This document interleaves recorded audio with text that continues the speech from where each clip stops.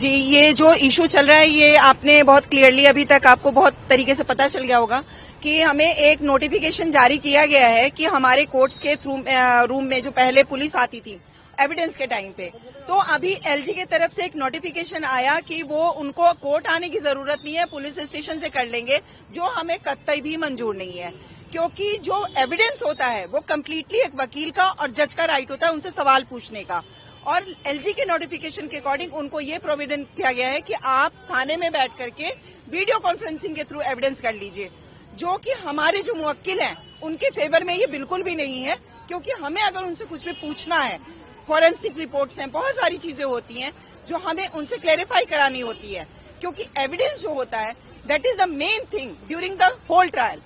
वो ट्रायल अगर आप कहते हैं कि नहीं ट्रायल आप यहाँ नहीं करके और आप पुलिस स्टेशन में करेंगे, वो हमें बिल्कुल भी मंजूर नहीं है। तो हमारा एलजी से यही है रिक्वेस्ट है कि इसको वो विड्रॉ करें, हमें ये बिल्कुल भी मंजूर नहीं है। जी, हमारे कोर्ट में लगभग 600 से 700 महिला वकील हैं, और अभी आप हमारी स्ट्रेंथ एक बार कैमरा घुमा के देख सकते हैं कि सुबह से हमारा जो यहाँ महिला शक्ति पावर है, जो हमारा जो महिला मोर्चा है, वो कंप्लीट ये कमान संभाले हुए हैं और बहुत ही एक्टिवली हम लोग इस स्ट्राइक में शामिल है। और हमें कोर्ट टू कोर्ट जाकर के महिला जो जजेस हैं सभी जजेस का सपोर्ट भी मिल रहा है, और हम लोग इसको कम्प्लीटली इस चीज में लगे हैं कि हम इसको कम्प्लीट सक्सेसफुल बनाएं। आपने बिल्कुल सही कहा कि वीसी इसीलिए प्रोवाइड ही कराया गया है कि उसमें टाइम की बचत हो, लेकिन आपको लिटिगेशन का ये चैप्टर समझना पड़ेगा कि एविडेंस कभी भी वीसी के थ्रू पॉसिबल नहीं है। अगर हमारा क्लाइंट देश के किसी भी कोने में है, इवन छोटे से 138 के मैटर में भी, तो at the time of evidence हमारे क्लाइंट को बोला जाता है कि आपको कोर्ट में पेश होना है। तो ये फैसिलिटी पुलिस के साथ क्यों दी जा रही है कि उनको वीसी से अपीयर कराया जाए, जबकि वो इसी प्रदेश के हैं, इसी जगह पे हैं। तो जहां पे न्याय की बात होती है, न्याय सबके लिए बराबर होता है, क्लाइंट के लिए अलग, एक्यूज के लिए अलग और पुलिस के लिए अलग नहीं होता। इसलिए हम इस चीज को, इस प्रोविजन को नहीं मानते कि at the time of evidence उनको फिजिकल अपीयरेंस कोर्ट में जरूरी है। देखिए, अभी हमारी मेंबर एग्जीक्यूटिव जो पटियाला की हैं, उन्होंने भी बताया और मैं भी उसको एक्सप्लेन करना चाहूंगी। जो हमारे केस में होता है, जब हम एविडेंस लेते हैं, एविडेंस एक ऐसा मुख्य पार्ट होता है कि उसमें आपको चाहे विक्टिम हो चाहे एक्यूज हो, कौन कन्विक्ट होगा कौन नहीं होगा, अगर वही ऑनलाइन होगा, क्योंकि ऑनलाइन से आप क्रॉस नहीं कर सकते। कभी कभी क्या होता है, कभी क्या most of the time VC पे आप डेट ले सकते हैं, डब्ल्यूएस फाइल कर सकते हैं, लेकिन अगर क्रॉस करना है तो बहुत सारे ग्लिच होते हैं क्रॉस करने में, कभी कभी सुनता है कोई नहीं सुनता, तो वो एक पर्टिकुलर फैसिलिटी आप पुलिस को प्रोवाइड करा रहे हैं, जो कि जुलाई 24 में भी आया था, उसमें भी जब संज्ञान लिया गया था तो उसमें भी ये वापस हुआ था, लेकिन आज अगेन उसको फिर से लगाते हुए और केवल दिल्ली के अंदर आपने इसको कराया है। तो मेरा मानना यही है कि ये जो आप कर रहे हैं, ये जो जनता को न्याय दिलाने का दरबार है, उसके आप अगेंस्ट में ये लॉ लेके आ रहे हैं, उससे हम वकीलों को भी और जो हमारी आम जनता है, जिनके लिए हम यहाँ खड़े होते हैं, जिनके लिए हम प्रोटेस्ट करते हैं, जिनके लिए हम लड़ते हैं, उनको हम न्याय नहीं दिला सकते। क्योंकि फिर पुलिस जो की है, और जहां भी बनाए गए हैं सेंटर, कोई जरूरी थोड़ी ना है कि उसको सब याद है। जब हम सामने रहते हैं तो उसके जेस्चर से, उसके बोलने से, उसके एक्शन से हमें ये पता चलता है कि इसने इंक्वायरी कैसे की थी, कैसे नहीं की थी, और उसका जो राइट होता है, जो जजेस को भी पूछने का और हमारे भी पूछने का जो राइट होता है, वो सारा तो क्लोज ही कर देंगे। इसीलिए हम इसके प्रोटेस्ट में खड़े हुए हैं, और आज हमारी पूरी महिला भी, जैसे हमारी एग्जीक्यूटिव मेंबर भी हैं, सीनियर लेडी मेंबर भी हैं, हम सब लोग यहाँ प्रोटेस्ट कर रहे हैं। तो उसी का एक ये उदाहरण है। देखिए, इसमें कोऑर्डिनेशन कमेटी की हमारी मीटिंग है, जब तक ये हमारी बात को, चाहे आप सीएम मैडम है, चाहे एलजी साहब हैं, चाहे हमारे जो कानून मंत्री हैं वो हैं, चाहे हमारा सेंट्रल गवर्नमेंट है, जब तक इस बात की लॉजिक्स को जब नहीं समझेगा, जब तक हम इस प्रोटेस्ट को चलाते रहेंगे। और अभी तक ये कंटिन्यू है। अभी शाम को हमारी मीटिंग है कोऑर्डिनेशन कमेटी की, उसमें कैसे डिसाइड होता है, उसके बाद फर्दर कल का एक्शन डिसाइड करेंगे। नहीं, अभी ऐसा नहीं कह सकते कि पूरा उनसे कुछ नहीं मिला है, क्योंकि अभी उनको जानकारी नहीं है।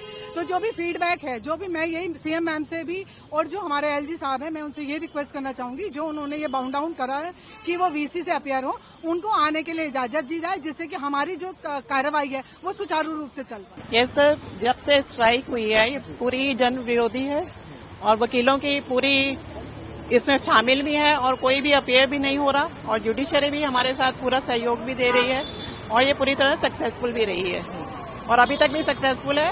इसे अगर नोटिफिकेशन को वापस नहीं लिया जाता तो हम इसे और आगे सुचारू रूप से आगे तेज करेंगे, इंटेंसिफाई करेंगे। हाँ, क्यों नहीं करती, आर्थिक रूप से प्रभावित करती है। हमारे केस में इस पे इफेक्ट पड़ेगा, जन विरोधी है, और इससे वकील जब तक अपने गवाही के लिए केस में नहीं आएगा तो हमारे इफेक्ट तो पड़ता ही है हमारी फाइनेंशियल कंडीशंस पे। नहीं, थाने से गवाही बिल्कुल ही गलत है। जो चीजें कोर्ट में प्रॉपरली हो सकती हैं, जज वगैरह उनसे पूछ सकते हैं, क्वेश्चन पूछ सकते हैं, वो खत्म हो जाती है। बंदे की बॉडी लैंग्वेज से बहुत कुछ पता चलता है, जो वो सब कुछ कोर्ट में बैठ के डेजिग्नेटेड प्लेस में वैसा नहीं हो सकता है। इसलिए बिल्कुल ही जन विरोधी है, जो कि वापस लेना इम्पोर्टेंट है। देखो मैं एक बात तो ये जो आप ये कह रहे हैं स्पीडी ट्रायल है, ये है कि भाई वो समय की बचत होती है, फलाने होते ढिमके। मुझे एक बात बताइए कि दिल्ली में यहाँ पर क्या समय की बचत है? या उससे पहले नहीं आ रहा? आज से कब से ये कानून जो ये चल रहे हैं जब तब से नहीं आ रहा। दूसरी बात, ये जो वीसी है ये इसीलिए है कि भाई इमरजेंसी है, कोई ऐसी कंडीशन है कि भाई नहीं आ सकता, तो भाई ये ऐसा है, आदमी की लाइफ के ऊपर है सारा। एविडेंस होता है क्रिमिनल केस में, एविडेंस पे ही सारी चीजें टिकी होती है। जरा सी भी अगर इधर उधर कोई चीज होती है तो आदमी तो गया, उसमें जेल में गया, उसे उम्र कैद हुई या जो भी कुछ हुआ। तो ये बहुत ही एक ऐसा इम्पोर्टेंट वो है क्या कहते हैं मामला कि इसमें तो उसको आना ही पड़ेगा। ये ऑफलाइन ऑनलाइन नहीं होगा, ये ऑफलाइन ही है ये, ठीक है कि सामने होगा। इसमें ट्रायल को सामने ही आना, और वो ऐसा आईओ जो है उसके पास सारे ही जितना जो केस है उसका सारा जो निचोड़ है उसी के पास होता है, वो उससे अलग तो किसी के पास होता नहीं। तो अगर वही वीसी से करा। दूसरी बात, ये ट्रांसपेरेंसी की बात है। कोर्ट में क्रिमिनल उसमें क्या कहते हैं केस में अगर ट्रांसपेरेंसी नहीं होगी तो वकील पे जो क्लाइंट है वो कैसे विश्वास करेगा? उसके साथ कुछ भी हो सकता है। पुलिस वाले तो वैसे ही, पुलिस वालों को किसी के ऊपर वैसे भी भरोसा नहीं होता, वो तो वैसे ही उतना उसका बिगाड़ देते हैं केस को। जो थोड़ा बहुत बचा है कि भाई हाँ कोर्ट में थोड़ा सा डर रहेगा, कोर्ट में यहाँ आके वो कुछ बोलेगा, जज का वकील का थोड़ा सा बह रहेगा, वो ट्रांसपेरेंसी रहेगी, वो ईमानदारी से कुछ बोलेगा, वो भी अब खत्म कर दिया। अच्छा, दूसरी आप ये जो कह रहे हैं कि भाई वकील के ऊपर क्या हो रहा है, वकील की कोई इनकम नहीं, मतलब कोई वो पेमेंट नहीं है भाई हर महीने की, कोई उनकी तनख्वाह या कोई उनका फिक्स नहीं है, कोई उनका ठीक है, कोई उनकी पेंशन नहीं, कुछ नहीं, वो तो डेली का आना है जाना। आप ये बताओ, पीछे भी जो स्ट्राइक हुई है और अब भी स्ट्राइक हुई है, हर वकील संपन्न नहीं है कि भाई घर से पीछे डेली का भी कि डेली वो सुबह से शाम तक वो जो करके जाता है यहाँ पर उसकी फीस मिलती है उसी से। तो ये बहुत ही ज्यादा नुकसानदायक चीजें होती है वकील के लिए स्ट्राइक, क्योंकि इसके पास और कोई नहीं होता, सोर्स नहीं होती उसके पास कुछ और, क्लाइंट के ऊपर है, ठीक है जी। तो ये एक बहुत ही ज्यादा मतलब ऐसा इम्पोर्टेंट मुद्दा है जिसके ऊपर हम सब लोग खड़े हुए हैं, सारी कोर्टें खड़ी हुई है। ये ऐसा ही नहीं है कि भाई आई गई बात है, बहुत ही इम्पोर्टेंट वो है ये मुद्दा।